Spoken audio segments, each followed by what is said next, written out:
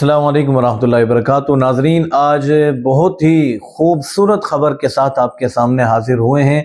उन तमाम लोगों को मुबारकबाद हो जिन्होंने मुफ्ती तकी उस्मानी साहब के बयानिए के बाद भी मुताले कुरान हकीम की मुखालफत की और इस पर डटे रहे कि चाहे मुफ्ती तकी उस्मानी साहब हो चाहे कोई भी हो, लेकिन अगर ये बात गलत है तो गलत है और हम इस पर खड़े हुए हैं।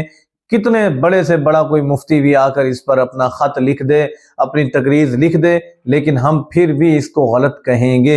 उन तमाम लोगों के लिए मुबारक हो कि आपने ऐसे वक़्त के अंदर भी मुताले कुरान हकीम की आपने मुखालफत की और ये कहा कि यह अहले तशय्युअ की तरफ से एक बड़ी साजिश है, बातिल की एक साजिश है कुरान करीम के अंदर तहरीफ करने की, लोगों के जहनों के अंदर कुरान करीम के अलग अलग मकासद को बिठाने की। तो अल्हम्दुलिल्लाह नाजरीन, उनके वो मकासद इस वक्त बर्बाद हो चुके हैं। बहुत सारे लोगों ने बातें की, जी तुम कौन लोग हो, तुम किस बाग की मूली हो। जब मुफ्ती तकी उस्मानी साहब ने तकरीज़ लिख दी इसका मतलब मुताला कुरान हकीम दुरुस्त है।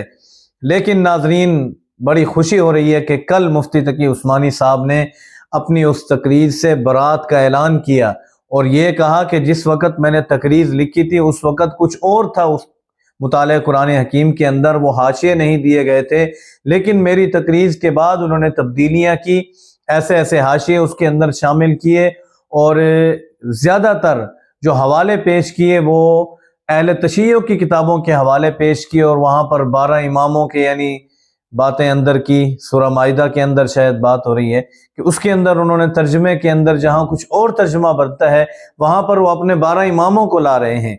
यानी इस तरीके से वो एक मुतनाज़ बात हो रही है। इसलिए मेरा मुताले कुरान हकीम से बरात का ऐलान है।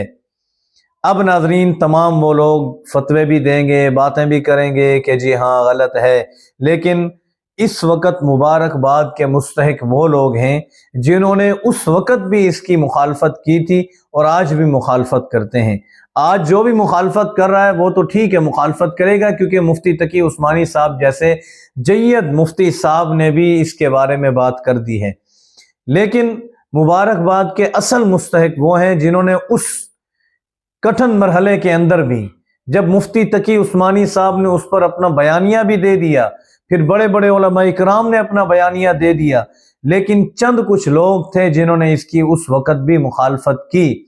उन्हें ये ताने भी सहने पड़े कि जी तुम इस हद तक गिर चुके हो कि जी तुम मुफ्ती तकी उस्मानी साहब से भी इख्तलाफ रखते हो, उन्होंने जब तकरीज़ लिख दी फिर भी तुम इख्तलाफ की बातें करते हो, ये बिल्कुल दुरुस्त है।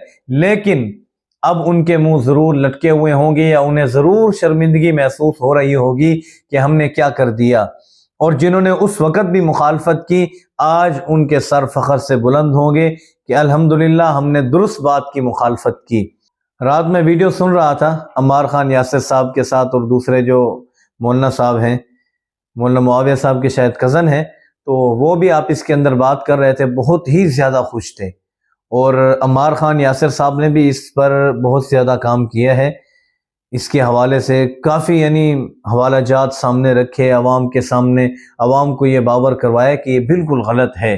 हालांकि अम्मार खान यासिर भी जानते थे कि मुफ्ती तकी उस्मानी साहब ने तकरीज़ लिखी है, लेकिन उन्हें मालूम था कि मुफ्ती साहब तक आगे की बातें नहीं पहुंची। मुफ्ती साहब ने तकरीज़ लिख दी, उन्होंने ये समझा कि चले अवाम की भलाई के लिए कोई काम किया जा रहा है, हम भी इस पर तकरीज़ लिख देते हैं। लेकिन बाद में उन्होंने जो धोखाबाजी से काम लिया, धोखादही से काम लिया, फ्रॉड किया, उसका अभी मुफ्ती साहब को मालूम हुआ और मुफ्ती साहब ने उससे बरात का ऐलान कर दिया। तो मौलाना अब्दुल अम्मार खान यासिर साहब बहुत ही ज़्यादा खुश थे, हद से ज़्यादा खुश थे। और मौलाना अब्दुल साहब ने वहाँ पर एक बात की कि जब हमने यह ख़त पढ़ा तो दिल से इतनी दुआएं निकली और उसी वक़्त हम सजदे के अंदर चले गए, अल्लाह ताला का शुक्र अदा किया।